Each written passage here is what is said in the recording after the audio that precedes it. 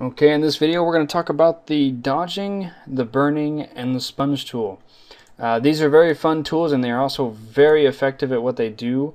Once you get used to them, as well as any other tool in here, once you get used to this tool or these tools, they're going to become a very important part of your Photoshop experience.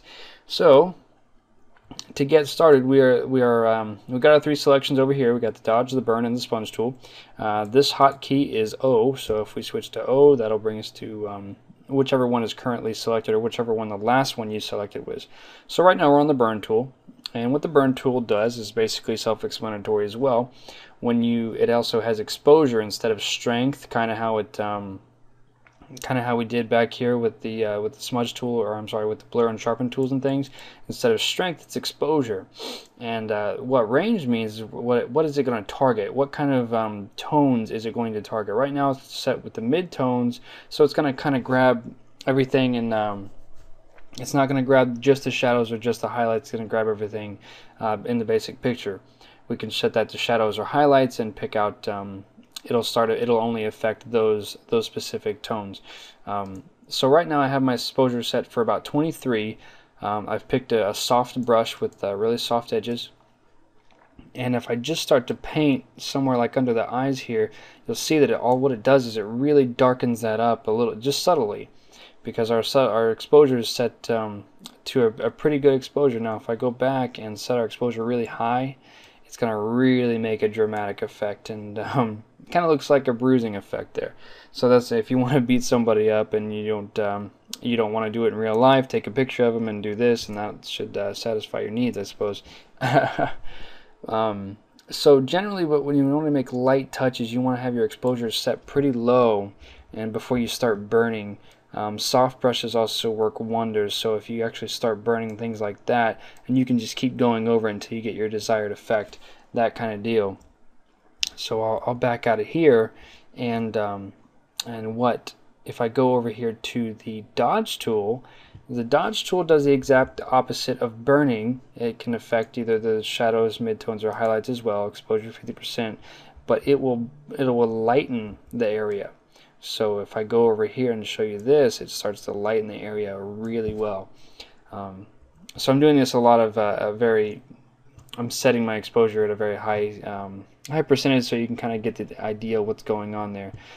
So a real life example, actually first let me go back here and show you what burn tool. If I selected shadows, it'll start grabbing the shadows and make the shadows really dark. You can kind of see how it leaves these lighter tones alone, but if I go over here and it finds a dark tone, it'll latch right onto it, and it'll really darken it up.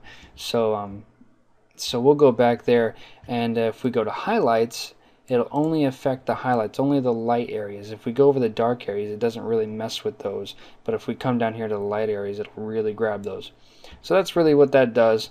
And another really good tip to know is that for the dodge and burn tool, because they go hand in hand with each other, basically the burn tool can accent and really make shadows and indentions pop. I guess that's the word for it.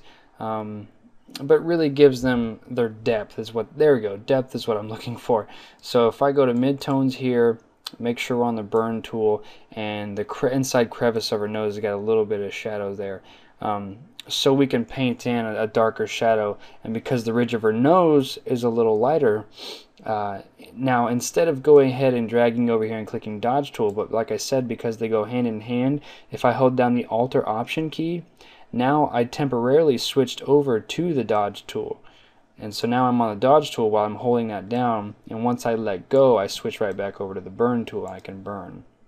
So that's a really handy way, or it's really a really handy way to switch between the two, because like I said, they go hand in hand, and when you're dodging or burning all the time, you don't want to keep running over here and switching between the two.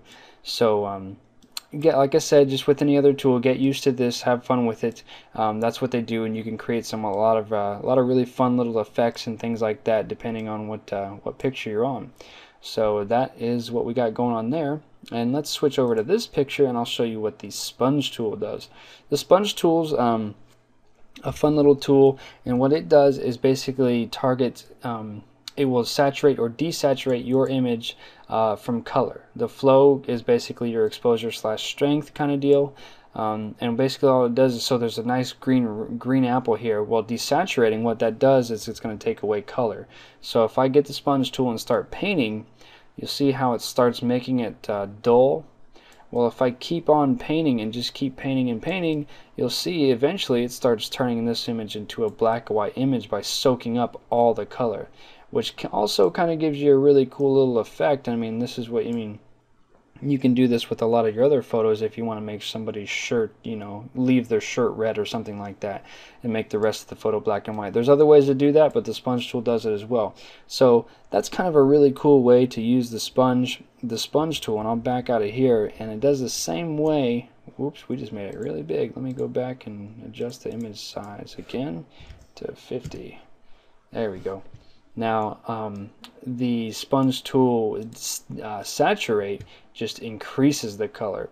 So if you want a really shiny apple, you'll come in here and you can just start blasting color at it. So so as you can see, I mean, there's endless possibilities to it. But the subtlety counts. Subtlety is where it's at. So if you want to make things look very classy, just keep it subtle. And so basically, if by subtle I mean if we make our brush big here and just give it a couple passes over there, that doesn't exactly drown out the whole image with color, but it does make the apple shine a little bit more. So that's an effective way of using a sponge tool. So that is the dodge, the burn, and the sponge tool. And next we'll probably talk about the type tool and different ways we can use that.